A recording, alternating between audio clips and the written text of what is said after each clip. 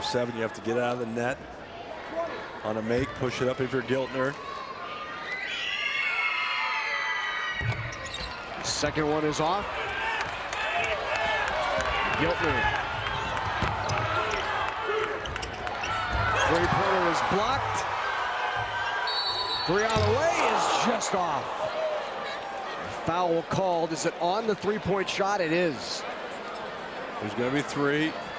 I thought that was going to go in, and we were looking at overtime on a 4-point play. So great opportunity for Hastings now. With 1.9, you have to make your first 2, and then you're going to have to miss your third to try to generate that opportunity to overcome a 4-point deficit. The first part of that is making the first couple.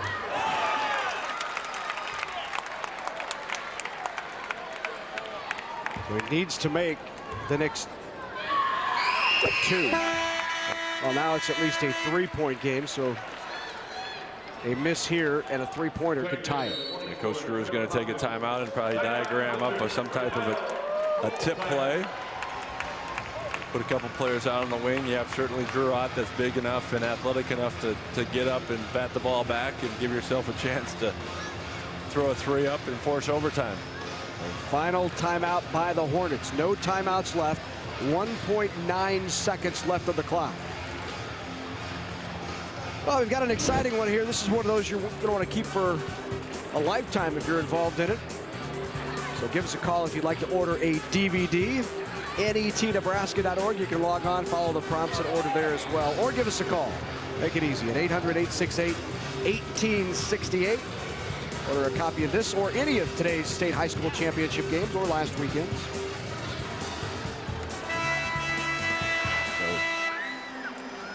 Matt Schick was over in the Giltner huddle. Let's listen in with Matt.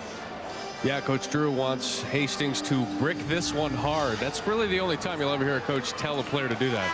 Brick it hard and then a tip out for the 3, obviously. So coaching a kid on how to miss a free throw. That's what they did in the huddle. Yeah, the one strategy if you're Howells, sometimes you like to take 4 players out and put 2 out on the wings, knowing that they're going to tip it out. It was tipped out. 3 on the way.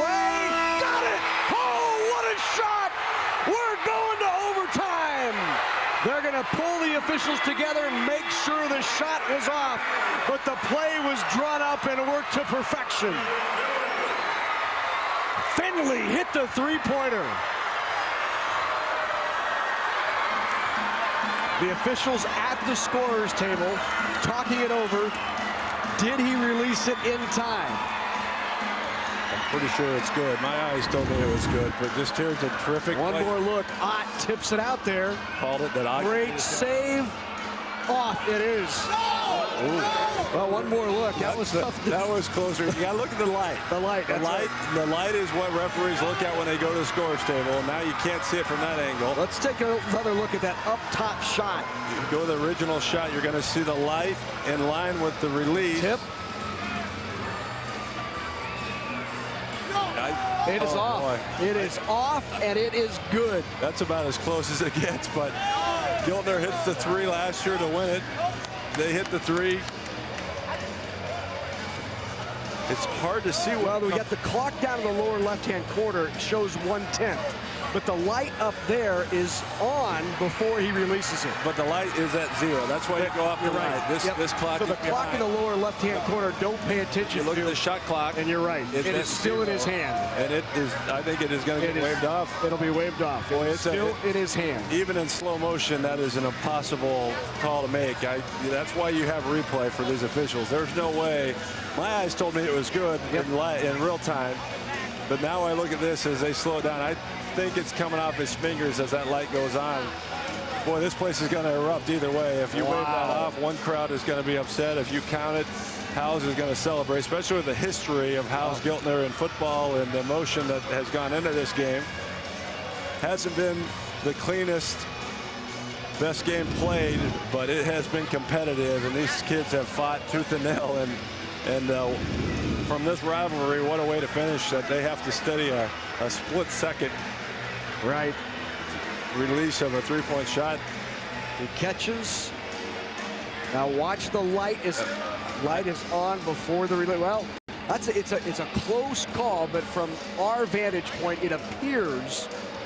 And now do you look at the NFL rule where if it's inconclusive, you gotta stay with the call that was made during the game. You know, there's so many rules. These officials get harassed night in and night out, but the rule book is very thick, and the pressure. Right there, is it in his hand or is it out? I think that's in his hand. You can still see the ball coming. His hand pushing the ball forward. Yep. I think it's going to get waved off, but I certainly wouldn't want to make the decision as an official because there's 3 of them staring at it. Yep. So now the officials talking it over. It's and they went to the. Oh, it is good. So it stands, and we have overtime. I think it's one of those calls that it's so close. It was ruled a 3 on the court. There was just not enough vision in terms of the angle that he released it. You couldn't tell if his hand was under the ball, if it was coming out. Now you got 4 more minutes. The last game of the day. We got our first overtime game.